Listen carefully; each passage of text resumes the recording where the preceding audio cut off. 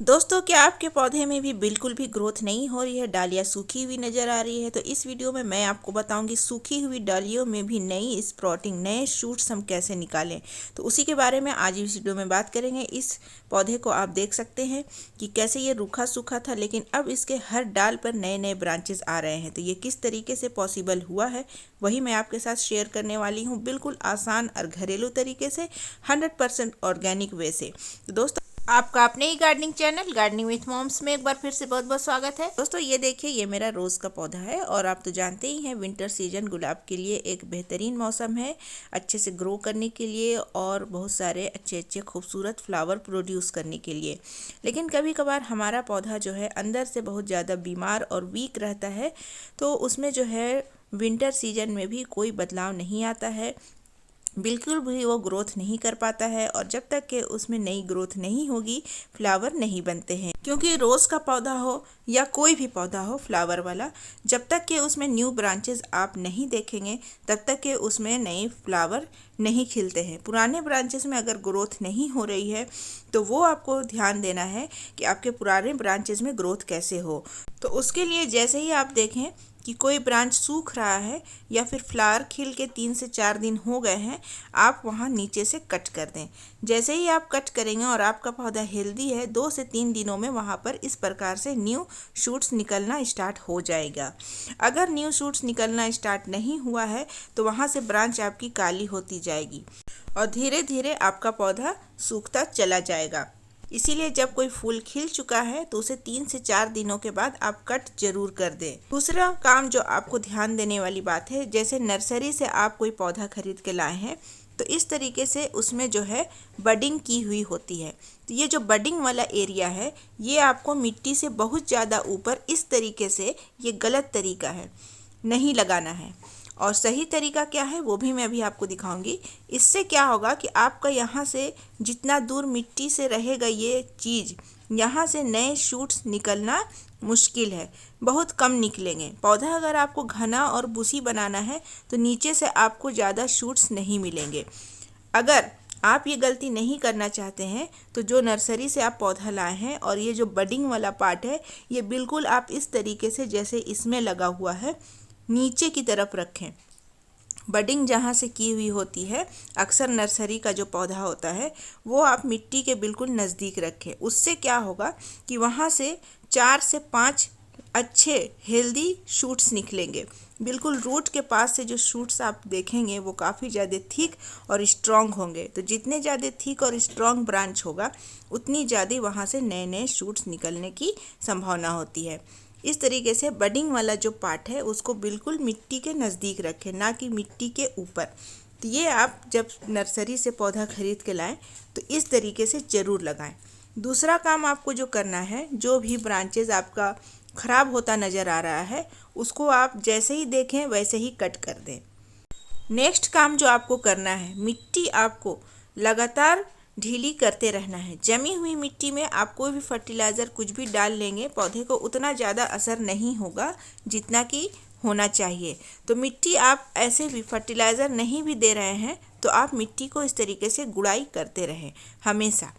आप अगर फर्टिलाइज़र वगैरह नहीं यूज़ करते हैं तो आप ये बेसिक काम भी करेंगे तो आपके पौधे में नई जान आ जाएगी। लेकिन अगर आप पौधे में जल्दी डेवलपमेंट चाहते हैं, आप चाहते हैं कि आपका जल्दी से जल्दी पौधा जो है कम वक्त में अच्छे से घना बुशी हो जाए, खूब सारे फूल खिले, खूब सारे नए शूट्स आए, तो उसके लिए आपको कुछ इसमें डालना होगा। तो वो क्या है, चलिए मैं वही आपको बता देती हूँ। लेकिन उससे पहले आप देखिए, वो चीज़ डालने के बाद मेरा रूखा सूखा बेजान पौधा भी इस तरीके से बिल्कुल नए नए शूट्स निकालना स्टार्ट कर दिया है। हर एक टीप को आप गौर से देखिए, हर एक टीप उसकी कट की हुई है।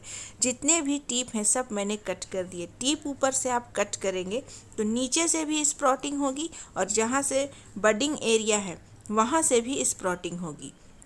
तो इस तरीके से हर तरफ से आपको जब स्प्रॉटिंग मिलेगा तो आपका पौधा कम समय में जल्दी से ग्रो करेगा। लेकिन ये जो आप हर जगह से स्प्रॉटिंग देख रहे हैं, ये हुआ है पॉसिबल एक चीज़ डालने से। पौधा अपना ग्रोथ तब तेज़ी से करता है जब उसे नाइट्रोजन भरपूर मात्रा में मिलता है। तो नाइट्रोजन की कमी हम किस चीज़ से पूरी कर सकते हैं? तो दोस्तों, वो है चाय की पत्ती। दोस्तों चाय की पत्ती को मैं आपको 3 तरीके से यूज करके दिखाऊंगी। यहाँ आप स्क्रीन पर देख रहे हैं यूज़ की हुई चाय पत्ती, मतलब जो चाय जिससे बन चुका है उसे हमने धो करके धूप में अच्छे से सुखा लिया है, तो वापस से ये दानेदार पत्ती की तरह दिखने लगता है। और दोस्तों इसका इस्तेमाल भी हम करेंगे, लेकिन बहुत से लोग जो नहीं जानते हैं वो चाय पत्ती क्यों सुखा के रखेंगे, वो अक्सर फेंक दिया करते हैं। तो उसके लिए मैं फ्रेश चाय पत्ती कैसे यूज कर सकते हैं वो भी मैं आपको बताऊंगी। ये फ्रेश चाय पत्ती है बिना यूज़ की हुई, तो इसे भी हम इस्तेमाल में लाएंगे। लेकिन यहाँ पर आप डिफरेंस देख सकते हैं, जो यूज़ की हुई चाय पत्ती है वो काफ़ी कम है और जो यूज़ की हुई चाय पत्ती है वो थोड़ी ज़्यादा है। क्योंकि जो यूज़ की हुई चाय पत्ती है उसमें थोड़ा असर कम है, लेकिन जो बिना यूज़ की हुई चाय पत्ती है उसमें असर ज़्यादा है। तो ज़्यादा भी हमें नहीं देना है, नहीं तो हमारा पौधा जो है नुकसान में चला जाएगा। तो पहले मैं आपको बताती हूँ जो फ्रेश चाय पत्ती है उसको हम कैसे यूज कर सकते हैं पौधे में। उसे जो है आधा चम्मच जितना चाय पत्ती हमने लिया, 1 गिलास पानी में उसे अच्छे से बॉईल कर देना है। बहुत ज़्यादा बॉईल नहीं करना है, 1 से 2 मिनट बॉईल करके ठंडा कर लेना है। ठंडा कर लेने के बाद आप उस दिन भी यूज कर सकते हैं या फिर उसे उसी तरीके से छोड़ दें 2 दिन तक, उसके बाद भी आप यूज कर सकते हैं। तीसरी चीज़ जो हमें लेनी है नीम की खली। अब आप बोलेंगे कि नीम की खली तो हमारे पास है नहीं, तो इसका भी अल्टरनेट आपको मैं बताऊंगी जो आपके घर में मौजूद है। इसे डालने से क्या होता है कि रूट में या मिट्टी में किसी तरीके का फंगस इन्फेक्शन है या फिर कोई और तरह की बीमारी है तो वो उसको ठीक कर देता है। तो दोस्तों मिट्टी की गुड़ाई तो हमें करनी ही है और इस प्रकार से अच्छे से कर लेना है। मिट्टी जब आप बना रहे हैं पौधे को लगाने के लिए तो उसकी मिट्टी ट्राई करें कि भुरभुरी हो, ना कि जमी और सख्त हो। तो इस तरीके से सबसे पहले मैं आपको बताऊंगी यूज़ की हुई चाय पत्ती हम कैसे डालेंगे। तो इस तरीके से यूज़ की हुई चाय पत्ती हमने लगभग 1 चम्मच ली है 12 से 14 इंच के पॉट के लिए। कुछ नहीं करना है, ऊपर से बस आपको डाल के अच्छे से मिट्टी में मिला देना है। मिट्टी बहुत ज़्यादा ड्राई है तो ये डालने के बाद थोड़ा सा हमें इसमें पानी डाल देना है इस प्रकार से। और अगर गीली मिट्टी में अगर आप डाल रहे हैं तो फिर आप पानी ना डालें। ये पानी धीरे धीरे ड्रेन होता रहेगा। चलिए जब तक ये ड्रेन हो रहा है हम दूसरे तरीके से कैसे यूज करते हैं चाय पत्ती को वो मैं आपको दिखा देती हूँ। छोटा सा आपको कोई भी बर्तन लेना है, उसमें जो ये बॉईल किया हुआ चाय पत्ती था उसे आपको इस तरीके से छान लें या फिर इस तरीके से डालें। अलग कर लेना है पानी। इस चाय पत्ती को आप 3 से 4 बार और यूज कर सकते हैं इसी तरीके से, या तो बॉईल कर लें या रात भर के लिए पानी डाल करके छोड़ दें। दोनों एक ही चीज़ है, एक ही तरीके से दोनों का असर होता है। इसके बाद दोस्तों ये तो हमने अलग कर लिया पानी। अब इसे डायरेक्ट हमें अपने पौधे में नहीं देना है। इसे जितना जैसे 1 कप जितना पानी है इससे जो है 4 गुना पानी आपको इसमें मिला लेना है, नॉर्मल पानी। तो 4 गुना पानी हमने मिला लिया है। थोड़ा सा अगर क्वांटिटी कम ज़्यादा हो जाता है तो इससे पौधे को कोई नुकसान नहीं होगा। यही फ़ायदा होता है ऑर्गेनिक चीज़ों का। बिल्कुल लेमन टी वाला कलर आ जाना चाहिए जितना पानी आपको इसमें डाइल्यूट करना है। इसके बाद इसमें जो हमने नीम खली लिया था करीब आधा चम्मच वो इसमें मिला देना है। उसके बाद अच्छे से इसे मिक्स कर देना है। मिक्स करने से क्या होगा कि दोनों चीज़ें आपस में अच्छे से मिल जाएगी। और ये जो नीम खली है ये काफ़ी घुलनशील होता है पानी में, झट से ये घुल जाता है। इसके बाद आप इसे अपने गमले में दे दें। ये मेरा दूसरा रोज़ का प्लांट है जिसमें मैं दूसरा चाय पत्ती का फर्टिलाइज़र दूसरे तरीके से बना हुआ दे रही हूँ। तो ये इतना हो गया और ये जो बचा है ये आप दूसरे प्लांट में भी दे सकते हैं। जैसे कि ये मेरा बोगनविलिया का प्लांट है तो इसके गमले में भी जो बचा हुआ पार्ट है वो मैं इसे डाल देती हूँ। ये 100% ऑर्गेनिक है। आप किसी भी पौधे में ज़्यादा से ज़्यादा और जल्द से जल्द ग्रोथ देखना चाहते हैं, पौधे को बुशी बनाना चाहते हैं तो ये मिश्रण आप ज़रूर यूज करें। बहुत ही जल्द जैसे भी आप कटिंग करेंगे 2 से 3 दिनों में ही आपको इस तरीके से नई स्प्राउटिंग देखने को मिलेगी। ये काफ़ी अच्छे से आजमाया हुआ नुस्खा है जो मैं आपको बता रही हूँ। आप ज़रूर ट्राई करें और अपना फीडबैक देना बिल्कुल मत भूलिएगा। दोस्तों अब मैं आपको तीसरा तरीका बताती हूँ। ये ड्राई सूखी हुई चाय पत्ती है यूज़ की हुई, और ये जो हमने नीम खली थोड़ी सी बचा ली थी वो है।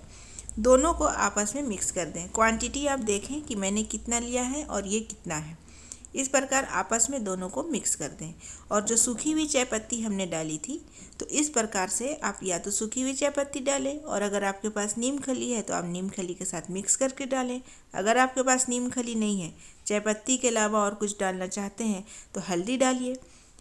1 चुटकी या आधा छोटा चम्मच अपने गमले के साइज के हिसाब से या क्वांटिटी के हिसाब से आप हल्दी डाल सकते हैं नीम खली के जगह पर, वही काम करेगा। डालने के बाद अच्छे से मिला लें, और उसके बाद आप देखें कुछ ही दिनों बाद, हफ्ते 10 दिन के बाद ही आपके पौधे में किस तरीके से हर डाल पर, हर ब्रांच पे नई स्प्राउटिंग आना स्टार्ट हो जाएगी। लेकिन फर्टिलाइज़र डालने से पहले जो मैंने चीज़ें बताई हैं उसको भी आप ज़रूर कीजिए। और जब नई शाखाएं आना स्टार्ट हो जाएगी तो भर भर के फूल खिलेंगे। वही सूखता हुआ पौधा, बेजान दिखता हुआ पौधा फिर से हरा भरा और खूबसूरत हो जाएगा। तो दोस्तों, ये रेमेडी आप ज़रूर इस्तेमाल करें और मुझे कमेंट सेक्शन में ज़रूर बताएं कि ये आपको कैसा लगा। इसे आप 15 दिन में रिपीट भी कर सकते हैं या फिर 1 महीने में भी रिपीट कर सकते हैं, जैसी आपकी इच्छा और ज़रूरत हो। दोस्तों, आज के लिए इतना ही। वीडियो अच्छा लगा तो वीडियो को लाइक, चैनल को सब्सक्राइब, दोस्तों के साथ शेयर जरूर करें। मैं मिलूंगी आपसे परसों फिर किसी न्यू वीडियो के साथ। तब तक के लिए bye, take care, happy gardening.